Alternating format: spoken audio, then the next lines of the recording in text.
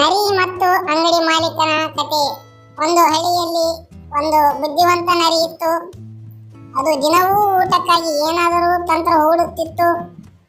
ಒಂದು ದಿನ ಅದು ಹಳ್ಳಿಯ ಒಂದು ಕೋಣೆಯ ಅಂಗಡಿಗೆ ಹೋದಿತ್ತು. ಅಂಗಡಿಯಲ್ಲಿ ಸಿಹಿ ವಸ್ತುಗಳ ಸುಗಂಧ ಬರುತ್ತಿತ್ತು. ನರಿ ಯೋಚಿಸಿತು, ಈ ಅಂಗಡಿಯಲ್ಲಿ ತುಂಬಾ ರುಚಿಕರವಾದ ಆಹಾರ ಇದೆ, ಅದನ್ನು ತಿನ್ನಬೇಕು. ಆದರೆ ಅಂಗಡಿ ಮಾಲೀಕನೊಬ್ಬ ಗಂಭೀರ ವ್ಯಕ್ತಿ.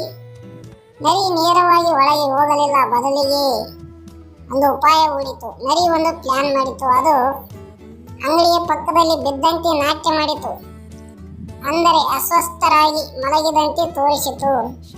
ಅಂಗಡಿ ಮಾಲೀಕನು ಅದನ್ನು ನೋಡಿ ಅಚ್ಚರಿಪಟ್ಟ. ಅವನು ಮನಸ್ಸು ಹೊರಟ ಹೋದ ಹಾಗೂ ನರಿಯತ್ತ ಬಂದನು. ಅದು ಸತ್ತಿರಿ ಎಂದುಕೊಂಡು ಹೊರಬರಿಸಬೇಕೆಂದು ಯೋಚಿಸಿದನು. ಆಗಲೇ ನರಿ ಯತ್ನಿಸಿತು. ಅದು ಎಚ್ಚರಗೊಂಡಂತೆ ಏಕಾಏಕಿ ನಕ್ಕಿತು. ಅಂಗಡಿಗೆ ಓಡಿಕೊಂಡು ಸ್ವಲ್ಪ ಸಿಹಿ ತಿನ್ನಿತು ಮತ್ತು ತಕ್ಷಣ ಓಡಿತು. ಅಂಗಡಿ ಮಾಲೀಕನು ಆಶ್ಚರ್ಯದಿಂದ ನಿಂತುಕೊಂಡ. ವಾ, ಏನು ಬುದ್ಧಿವಂತ ನರಿ, ನನ್ನನ್ನು ಯಾಮಾರಿಸಿ ಬಿಡ್ತಲ್ಲಪ್ಪ. ಇದು ಪಾಠ. ಬುದ್ಧಿವಂತಿಕೆ, ಸಮರ್ಥತೆ ಮತ್ತು ತಂತ್ರಜ್ಞಾನ ಕೂಡ ಅಪಾಯದ ಪರಿಸ್ಥಿತಿಯಿಂದ ತಕ್ಷಣ ತಪ್ಪಿಸಿಕೊಳ್ಳಬಹುದು. ನಮಸ್ಕಾರ ಗೆಳೆಯರೆ.